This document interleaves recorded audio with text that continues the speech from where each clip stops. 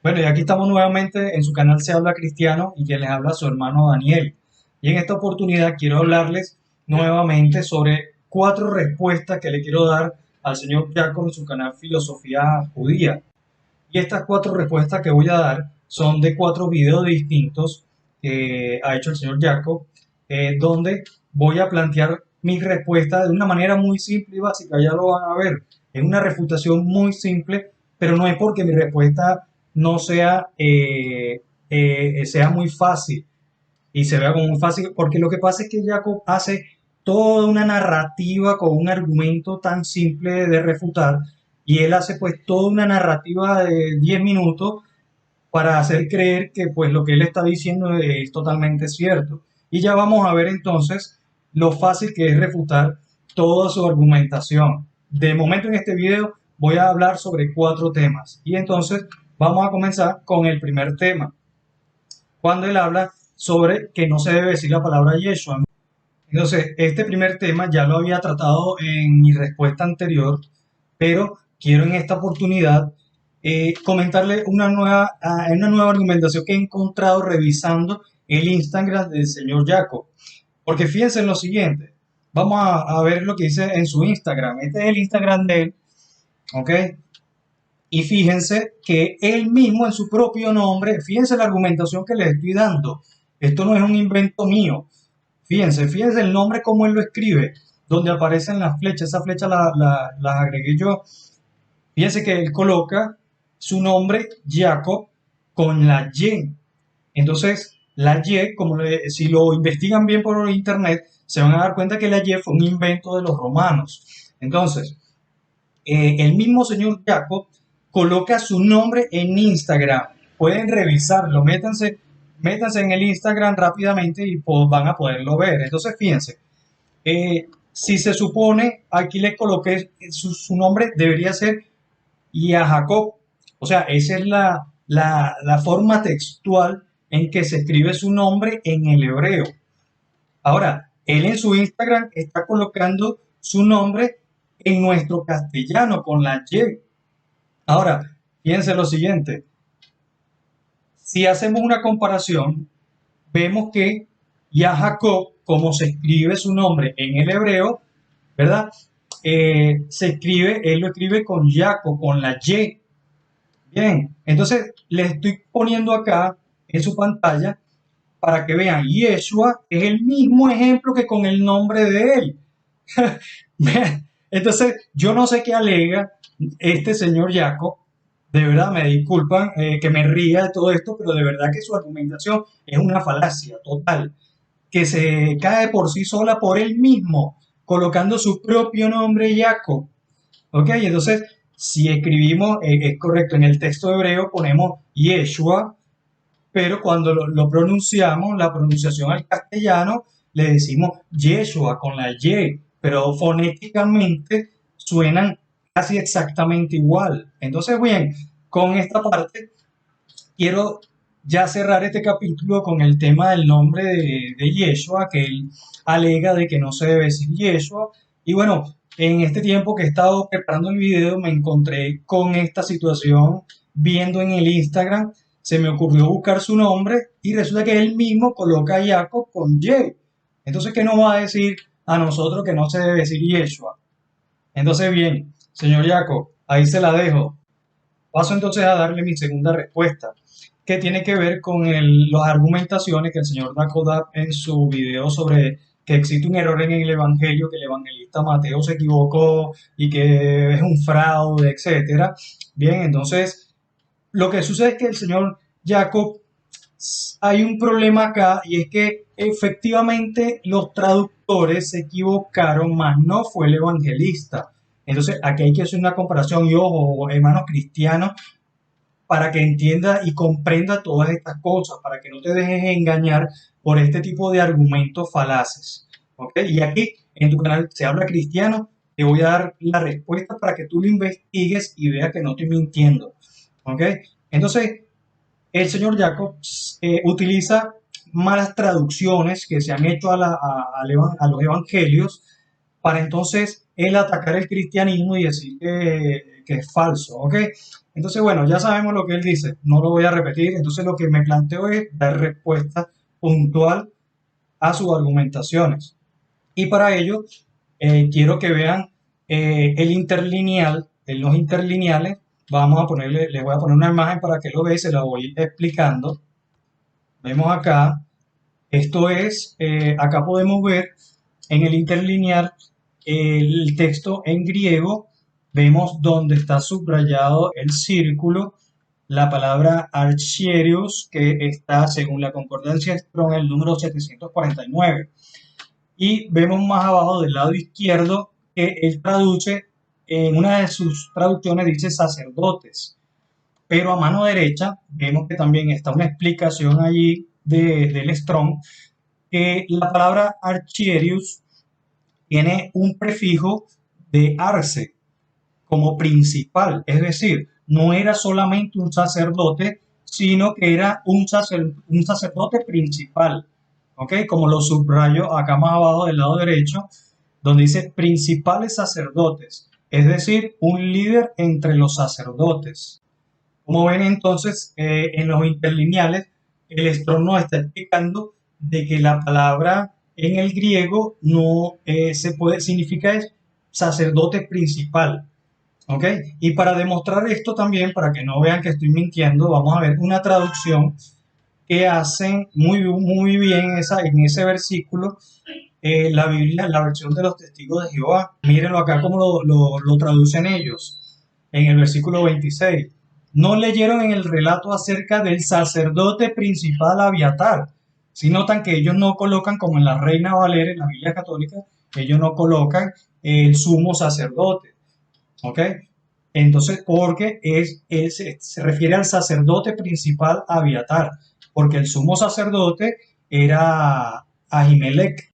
Entonces, bien, acá les estoy demostrando muy fácil y muy sencillo, lo pueden buscar en los interlineales, pueden buscar la traducción de los testigos de Jehová y van a ver que no estoy mintiendo en esta información. Y pues bien, ya con esto, pues queda totalmente refutado de manera muy simple el señor Jacob con esa falacia de que el evangelista Mateo se equivocó. No se equivocó, son los traductores, reitero, fueron los traductores que lamentablemente colocan esa errada traducción de sumo sacerdote cuando realmente es sacerdote principal. Porque de hecho, les cuento que cuando ustedes leen la historia, esa parte cuando David va a visitar al sumo sacerdote, a Ahimelech, cuando también estaban 85 sacerdotes que eran principales todos, porque en ese relato se demuestra también que todos llevaban un efod, no era solamente el sumo sacerdote. Entonces, estos 85 sacerdotes eran también sacerdotes principales, porque vemos más adelante en esa historia cuando Abiatar dice que él se llevó su efod, ¿ok? El efod ahí se demuestra que era un sacerdote principal, no era el sumo sacerdote, ¿ok? Eso dejado claro entonces. Pasamos entonces a mi tercera respuesta. ¿Qué tiene que ver entonces con el tema de la manzana?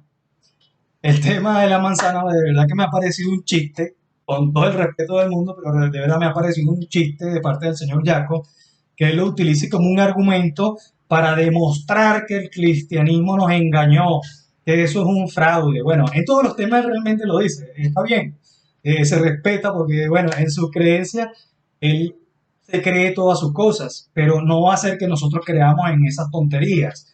Ahora bien, en mi respuesta, en mi tercera respuesta a lo que él plantea sobre que no era una manzana, pues le comento una cosa. Mire, la Biblia no menciona qué fruta es. Usted puede decir que el texto hebreo me afirma y me asegura que es esa fruta que usted dice, no recuerdo ahora cómo se llama, una fruta amarilla, pero ustedes hicieron, o mejor dicho, usted, no sé, el judaísmo, los sabios judíos, no sé quién, ustedes han hecho lo mismo que hizo el catolicismo en la época medieval.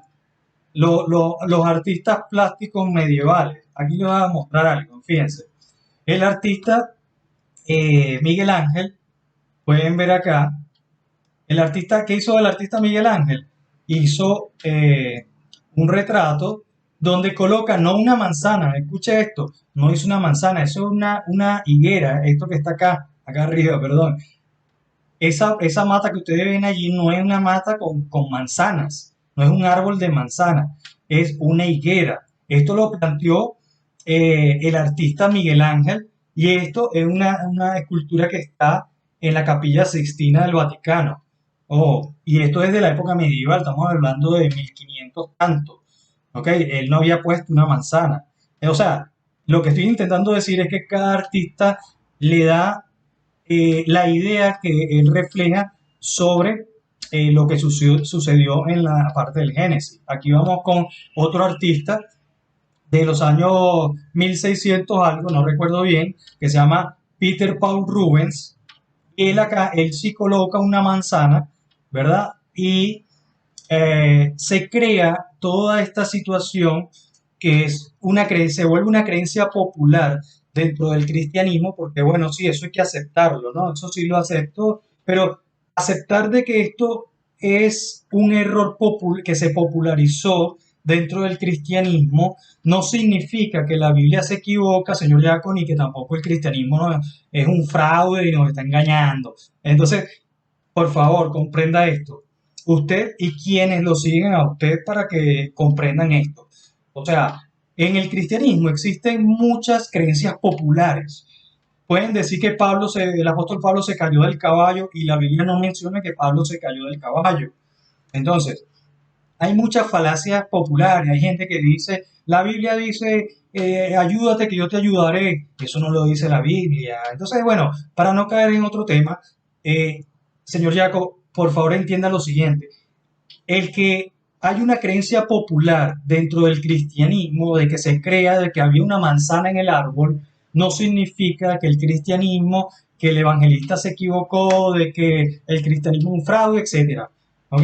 Entonces, para resumir y ya concretar esta respuesta, que es muy simple, o sea, es una tontería realmente, pero usted hace toda una narrativa creyendo de que es que el cristianismo es un fraude. Entonces, bueno, ya con esto le digo, las traducciones bíblicas no dicen la fruta. Vamos ahora con mi cuarta y última respuesta en este video. ¿Ok? Y se refiere a el tema que el señor Jacob habla sobre una manipulación cristiana en Isaías 9:6. Entonces, ok, él da toda su explicación, bien, toda su narrativa, habla sobre los sabios judíos, que para mí, en mi opinión personal, pues yo no, para mí no es referencia el Targum, ni el Talmud, ni nada que haya sido creado después del primer siglo en adelante. Todo eso está manipulado por los sabios judíos. Todo eso está manipulado, porque ya ellos sabían de que el cristianismo del primer siglo utilizó muchas profecías del Tanakh, y entonces que todos estos sabios judíos, pues para mí no son fuente de duda, se respetan, respeto que el señor Jacob lo utilice como una fuente, y lamentablemente existe ese grupo pseudo cristiano, falsos judíos, que también utilizan todos estos textos de sabios judíos, ¿ok? Para justificar algo en el cristianismo. Eso es totalmente equivocado, ¿ok? Bien, entonces la respuesta que le quiero dar al señor Jacob muy simple y muy sencilla, ¿ok? Vamos a ver el texto de Isaías 9:6, lo vamos a leer. Acá le estoy poniendo una traducción de una página hebrea que yo sigo, se llama altanach.org o Hatanach, ¿ok? Lo pueden buscar ahí, ahí le estoy colocando el link, ¿ok? Tanakh.org, lo pueden buscar por allí. Me gusta muchísimo para las personas que les gusta estudiar los textos hebreos, todo lo que nosotros llamamos el Antiguo Testamento. Les recomiendo mucho esta página, a mí me gusta muchísimo, y también salen comentarios muy buenos en ciertas partes de versículos que a veces uno duda de ciertas cosas y ellos hacen unos muy buenos comentarios allí. Entonces, en mi respuesta básica y sencilla, léanlo bien acá, como dice Isaías 9:6, en las versiones hebreas, en las Biblias cristianas aparece en el versículo 7, en Isaías 7, perdón, Isaías capítulo 9, versículo 7. ¿Ok? Entonces, si observan acá, he subrayado la parte donde dice, desde ahora y para siempre. Y esta es la parte que el señor Jacob en su explicación, él no menciona, él simplemente menciona el versículo anterior, cuando se refieren a que Dios poderoso, Padre eterno. Ajá, pero usted en otro video ha mencionado de que hay que hablar en el contexto, de que entonces se manipula porque nada más toman una frase, un versículo. Ajá, vamos a hablar en el contexto. Ahora fíjese, en el 9.6, usted no habló absolutamente nada sobre esta parte del 9.6, en el sentido de este punto que tengo yo subrayado. Miren, vamos a leer el versículo 6 rápidamente. Para el aumento del dominio y para la paz sin fin. Eso usted lo habló. Se sentará sobre su trono de David y sobre su reino. Hasta ahí creo que lo comentó. Para establecerlo y para sustentarlo con juicio y justicia. Ajá. ¿Y qué pasó con esta parte que sigue, señor Jacob? Desde ahora y para siempre. Explíquenos esta parte de que, según usted, Ezequías va a reinar para siempre según el versículo 6. Ahora no me va a decir que yo estoy malinterpretando el texto.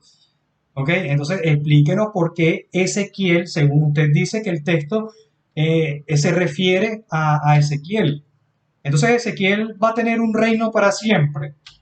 Ok, yo he buscado, mire, he buscado en muchas fuentes, y no conozco todas las fuentes judías, que para mí, como repito, no son fuentes fidedignas, pero no he encontrado en específico este versículo donde dice desde ahora y para siempre.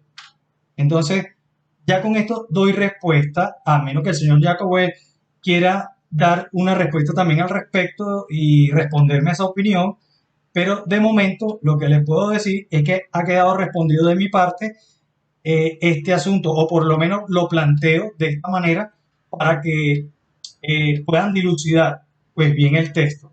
Y hasta aquí pues les dejo mis conclusiones, mis respuestas a estos 4 videos del señor Jacob. Pendientes entonces para mi próximo video que voy a responder a filosofía judía. Pendientes, hermano, no se dejen engañar. Saludos y bendiciones.